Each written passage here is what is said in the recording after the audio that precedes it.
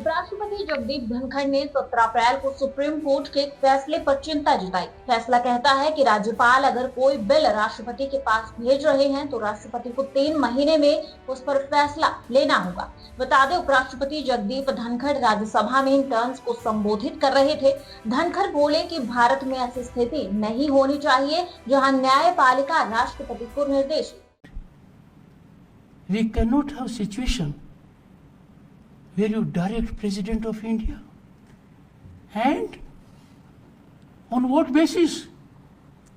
The only right you have under the Constitution is to interpret the Constitution under Article 145(3). राष्ट्रपति और राज्यपालों को विधेयकों को मंजूरी देने के लिए समय सीमा निर्धारित करने वाले सुप्रीम कोर्ट के ऐतिहासिक फैसले के कुछ दिनों बाद उपराष्ट्रपति जगदीप धनखड़ ने न्यायपालिका के लिए कड़े शब्दों का इस्तेमाल करते हुए कहा कि हम ऐसी स्थिति नहीं बना सकते जहां अदालतें राष्ट्रपति को निर्देश दें।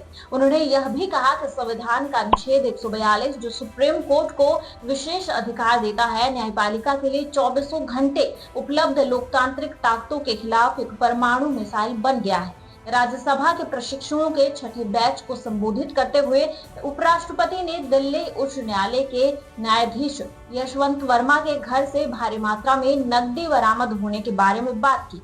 आपको बता दें कि सभापति सुप्रीम कोर्ट के जिस फैसले की ओर इशारा कर रहे थे वह अभी हाल ही में आया है। इस फैसले में सर्वोच्च न्यायालय ने तमिलनाडु के राज्यपाल आर.एन. रवि के कदम को गलत ठहराया था। आर.एन. रवि ने नवंबर 2023 में तमिलनाडु सरकार के 10 विधेयकों को राष्ट्रपति के पास भेजा था। इस मामले में सुनवाई करते हुए सुप्रीम कोर्ट ने गवर्नर और राष्ट्रपति के लिए कुछ गाइडलाइंस तय की थी।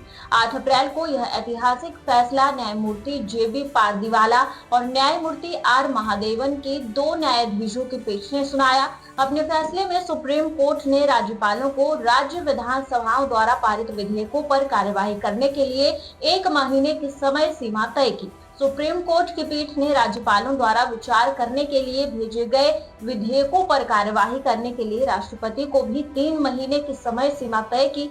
राज्यपाल आर.एन. रवि के पास लंबित विधेयकों को मंजूरी देने के लिए अनुच्छेद 142 का इस्तेमाल किया गया। मीडिया रिपोर्ट के अनुसार 10 में से 7 विधेयकों को राष्ट्रपति ने अस्वीकार कर दिया था। सर्वोच्च न्यायालय द्वारा दिए गए अपारंपरिक आदेशों और उपायों की इस श्रृंखला ने इस बात पर बहस छेड़ दी कि क्या यह ऐतिहासिक निर्णय न्यायिक सक्रियता या न्यायिक अतिक्रमण को दर्शाता है। न्यायिक सक्रियता से तात्पर्य कानून की व्याख्या और उसे आकार देने में सक्रिय भूमिका निभाकर नागरिकों के अधिकारों की रक्षा करने में न्यायपालिका द्वारा निभाई गई सक्रिय भूमिका से है। ऐसा तब होता है जब न्यायालय अपने कानूनी अधिकार का अतिक्रमण करके ऐसे आदेश देते हैं या निर्णय लेते हैं जो सरकार की अन्य शाखाओं के अधिकार क्षेत्र में आते हैं तो उनके कार्य को अतिक्रमण माना जाता है।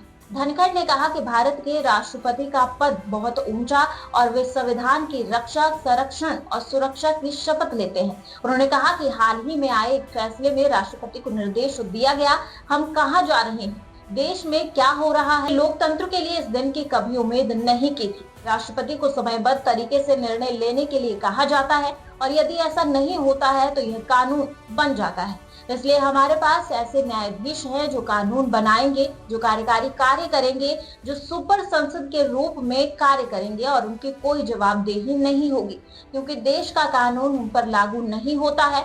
उन्होंने सुप्रीम कोर्ट को विशेष शक्तियां प्रदान करने वाले प्रावधान के बारे में कहा, हम ऐसी स्थिति नहीं बना सकते जहां आप भारत के राष्ट्रपति को निर्देश दें और वह भी किस आधार पर। खबर आपको कैसी लगी कमेंट करके जरूर बताएं और देखते रहें अर्थ प्रकाश टीवी।